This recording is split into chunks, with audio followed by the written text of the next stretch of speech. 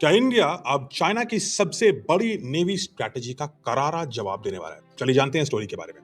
भारत जल्दी अपना पहला dedicated nuclear submarine base commission करने वाला है। जी हाँ, पहला डेडिकेटेड न्यूक्लियर सबमरीन बेस।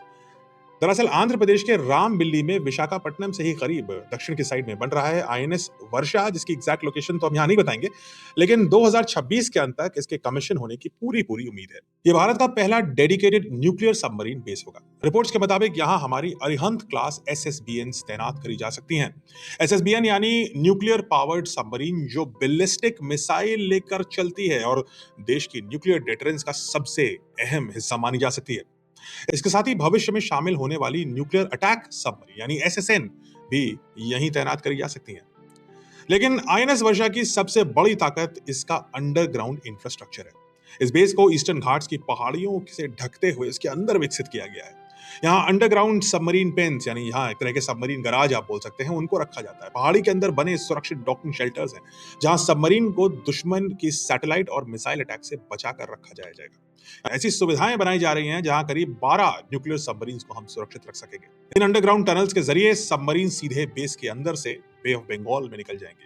यानी दुश्मन के लिए यह पता लगाना बेहद मुश्किल अब होगा कि सबमरीन कब डिप्लॉय हुई और किस दिशा में वो चली गई।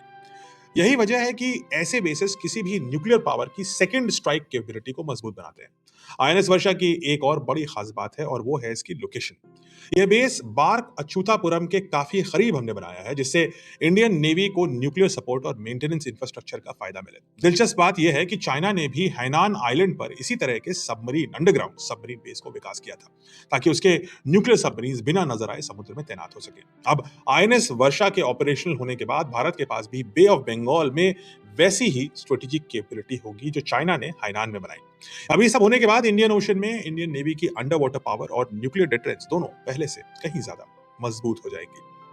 तो कमेंट से बताइए कैसा लग रहा है आपको आईएनएस वर्षा जो डिप्लॉय होने वाला है मोस्ट प्रॉब्ली दिस ईयर, और भारत के जो न्यूक्लियर ट्रायड है, जो न्यूक्लियर स्ट्राइक कैपेबिलिटी है, उसको एक लंबी छलांग देगा और हमारी जो न्यूक्लियर सबमरीन्स हैं उनको सुरक्षित रखेगा, सेफ रखेगा, और जब बनाएगा हम बे ऑफ बंगाल में उसको कहीं भी डिप्लॉय कर सकते हैं और दुश्मन को भनक भी नहीं लगेगी।